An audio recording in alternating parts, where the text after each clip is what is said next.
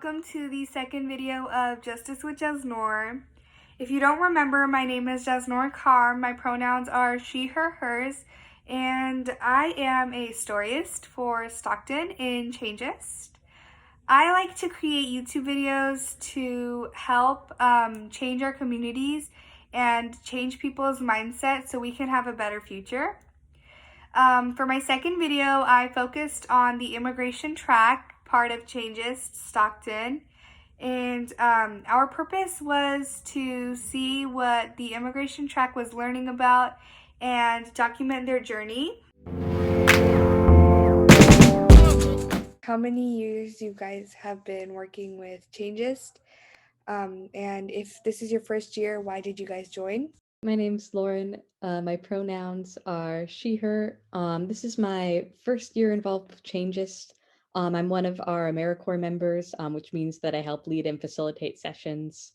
And what got me involved is I just graduated college. I was looking for some sort of work to do in social justice, and I've always been super passionate about education, but wanted to do something like maybe outside of like the mainstream school system to help empower people, help teach them about topics that maybe aren't being covered in school. So Changiest was a pretty good fit for that. My name is niah, pronouns she, hers, and I am a AmeriCorps member with the Stockton site also. Pairing up with Jasnoor here for the Storyist team. I used to volunteer as a team leader before, and then COVID hit, so kind of paused that, but then came back when I seen the opportunity to become an AmeriCorps member. And I came back because the youth of Stockton are dope, and like I've learned so much from them. I'm a youth also technically. Um, it's just really like open and forgiving and non-judgmental, and you can speak your mind, and all your ideas are acknowledged, and everybody's just always really cool. My name is Shalina. My pronouns are she, her, and I am with the Changiest immigration track, and I'm also with the racial justice track. And I've just joined Changiest like this year because I seen it on Instagram and I wanted to be a part of what Changiest was doing. And that's why I joined. I love the energy the first time with meeting with Changiest. I love the energy, I love the positivity, and I loved what Changiest is trying to accomplish, and just seeing all just seeing people who are just as passionate about the things I'm passionate about in one space was just really inspiring and very powerful. So that's why I joined. Hello, my name is Bhakti, pronoun she, her, and this is my first year with Changiest. When I heard of Changiest, I really liked the space they had to offer. I felt like they made it very welcoming because we were like encouraged to learn and encouraged to bring our own ideas and opinions and thoughts and experiences. So yeah. That's awesome. I'm glad that y'all feel like that about this space, and I hope you continue to feel that way about this space. Um, Victoria requested that we skip her, so we will do that for this intro, but just know Victoria's dope, y'all.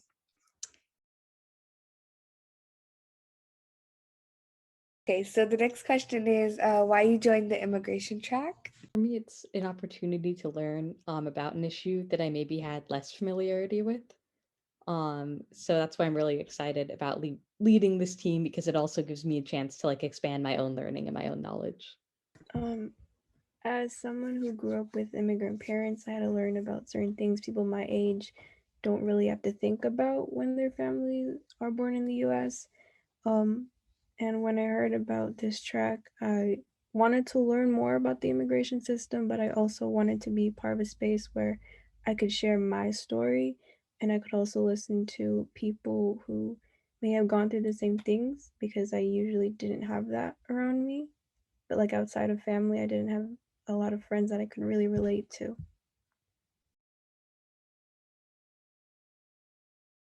So the next question I have for you is, what have you recently been working on and why do you think it matters?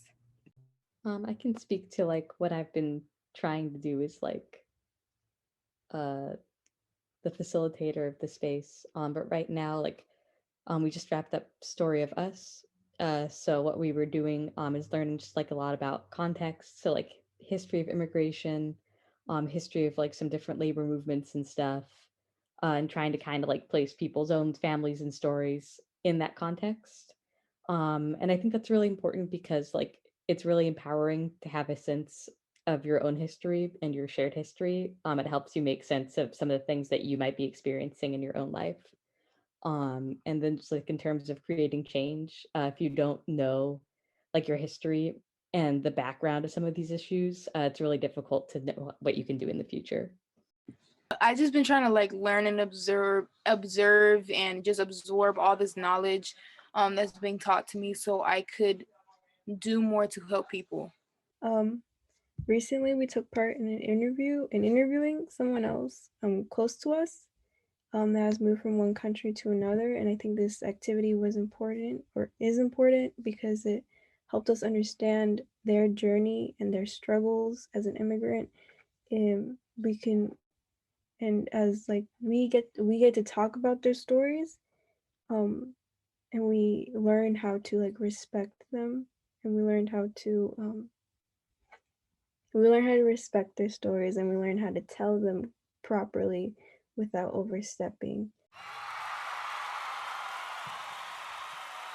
Period. Y'all have beautiful answers. Thank you. For the next question, it's what's one thing that you learned so far that has really stuck with you throughout your journey? Something that stuck out to me is just how much amazing work there is already going on in the Stockton community. Because I'm new to Stockton, so this is my first like introduction to the city. And there's just so many cool organizations. Like one that stands up to me is like Apsara, which is like helping immigrants from like Cambodia get like housing and kind of like economic independence and provides all these services. And they just have like a really cool, unique model that I had never seen anywhere else. Yeah, I agree with Lauren. I did not know that it was so many organizations here and available to help immigrants, and it just made me feel like something could actually be done, and something, it wasn't impossible. It wasn't something that's too high to reach. You know, it's within our grasp to help people.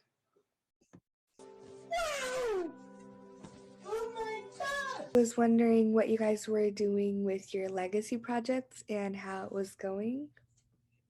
So the legacy projects are youth-led projects that we all do in our issue track teams, where young people get to come up with the idea of basically anything that they want to do in relation to their issue track. And then they get some seed money.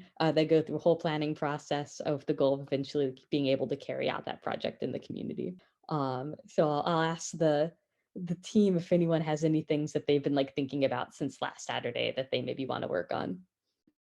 It's scary that people don't know these things and don't know that they have that we all have rights, you know what I'm saying? And we need to get this information out to people, and that's what I really want to do, is to get this information out to the youth and get this information out to everyone so it can all be so this information could be available to more people, and so more people could feel safe because they're guarded and protected by knowledge. So I don't have any like exact ideas for the legacy project yet, but I do want to um, communicate as much as I possibly can with like our community, because I think a lot of time with certain projects it's just like, yeah, like immigrants, nice, you guys, like, you rule, without actually interacting with them at all.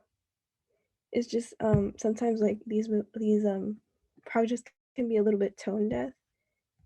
Like the meaning kind of goes away when you don't really communicate with the communities that are actually struggling.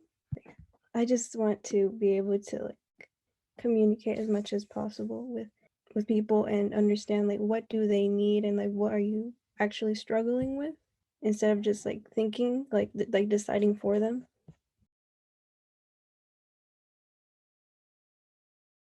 Another question is, what are some changes you think need to happen around immigration? So immigrants are treated like they're like the reason for a lot of bad things in this world, like crime or like the economy not doing so well. People often say that they steal work from citizens here in the US. However, employers who, like, usually their top priority is profit, choose to hire immigrants because they can exploit them more heavily and gain money. So, like, the United States was built off the labor of immigrants, and it's like really outrageous how they are used as like a scapegoat for problems that our system is responsible for. So the overall treatment that their own, like their labor and like their contributions, and they're just like belittled and ignored, is like, I think that really needs to change big time. Daddy just said a lot of things that I would have said, much better than I would have said them.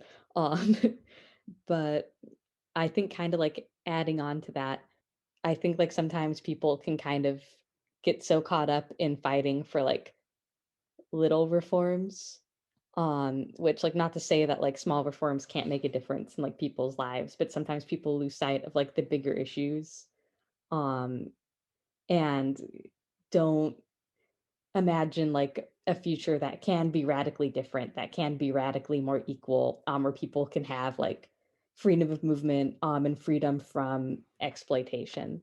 So I'd like to see more people fighting for some of those bigger goals.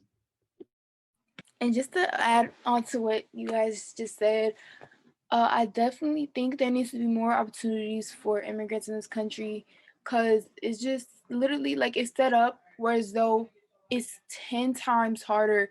It's hard enough to get into this country legally, and then it's 10 times harder to survive and to when immigrants get here to survive. It's harder to get job opportunities. It's harder for their children to get schooling opportunities, to go to college and to get an education. It's just it's so limited, and it's set up for people who are not a US citizen to fail. And it even in where you come, like, where you come from, which country you come from, and what you look like, and racism, systematic racism on top of being an immigrant. It's 10 times harder to be an immigrant, 10 times harder, on depending where you come from and what you look like, with systematic racism. And also what needs to change is the detention centers. That needs to change. ICE lost over 1,500 kids. What that needs to change. Definitely, it should have been changed. Women are going missing. The children are going missing. People are being killed. People are being mistreated. Women are being mistreated, and rights are being thrown out the window, like immigrants don't have rights when they do have rights, even if they're not an official US citizen. It's just really sad. And it's even more sad because the people that have no regard for the lives of immigrants are people in power. But that's definitely something that needs to change, and I mean it needed to change yesterday. I also wanted to add something that you mentioned. So I got the chance to learn about unaccompanied minors that are put in overflow facilities. Like, I'm doing little quotes with my like little fingers right now, but overflow facilities. Um, and so like when people like say children in cages is usually like what they're talking about. Um, and I really, really, really am so against that. Um, as like I've been to Mexico before. I've heard very like so many stories, and what I see a lot is that people don't consider why they come here alone, and they just think they come here like, oh, the United States, it's cool. They want to be here. They'd rather be here. They don't understand like they're most likely like escaping from something, and so they don't consider, like, even if they offer like cute little schools or like beds, they think that just covers up the fact like they are not doing anything for these children, like anything of actual value. Gathering them all together like they're cattle and just putting them in cages, without any regard for how they are, like what they've been through, is just, that's disgusting. And to add on top of what you just said, when the children, they deserve better, and there needs to be programs in place for therapy. There needs to be programs in place for better education. There needs to be things in place instead of just putting all these kids in one room and tossing to the side like they don't have value. I knew this was gonna get deep, but I wasn't trying to get emotional, you feel me? But that's some real stuff. And people 3 times, 4 times your age who've been here way before we were ever a thought in the universe still don't grasp that, which frustrates me because they're the people with the power right now. But I always have hope coming into conversations like these that y'all will take their place and y'all will make the changes that need to happen. And just acknowledging like what's happening right now with the Asian hate crimes. It's the same ignorance. It's the same, I don't know, it's astonishing to me how people think that's okay and how other, immigrant lives are seen as lesser than or not even lives at all. So it's just really upsetting, and y'all understand the gravity of the issue, but I really appreciate y'all for sharing and really getting into that, because that is something a lot of people need to hear, and I hope that they watch this and finally hear it. So thank you. In my opinion, a lot of the ignorance comes from the media and the lack of representation for immigrants and the lack of representation, period. All this hate, it stems from miseducation, and fear becomes hatred. And hatred becomes beating and killing Asian elders in our streets. I just want to share that I'm super proud of all of the youth that we've had on the immigration rights teams. Because like as you've seen from this interview, we're dealing with like some pretty heavy topics, some pretty high level topics that are difficult for a lot of people to understand. Like we've been covering college topics that like I didn't learn about until like well into college. And all of the young people have like done such an amazing job, like yeah, latching onto it, like taking that knowledge, applying it to their own experiences on just like such a high level, and I've been so impressed. I barely even know y'all, but I'm also very proud of you. I was in high school just last year, but it feels like, even at those first few years of high school, I don't think my mind would have been in this place. I think I cared about my community, but was so afraid of like having those tough conversations and afraid of messing up or not saying the right thing or like not knowing enough. But the fact that y'all are taking the initiative to educate yourself and put yourself in these conversations is very, very powerful. And not a lot of people can say that they have done that in their lifetime at all. So Victoria put in the chat also is very proud of y'all. So yeah, thank y'all. Thank you. That was amazing. Your opinions are definitely, they definitely matter, and everyone should know this. I'm surprised how we still have people in the world that are still discriminating everyone just because they're different. Like, we're all human. That's all that matters, But that was amazing. So as you saw in the interview, our amazing friends are very passionate about changing the world and making sure that we are all doing the right thing. Everyone's opinion matters, and we need to stop discrimination because we are all human. And I hope you enjoyed our video. The next video is going to be about the farmers' protest in India. So I hope to see you guys next time and hope you follow our journey. Have a great day or night wherever you are. Bye. You are so beautiful.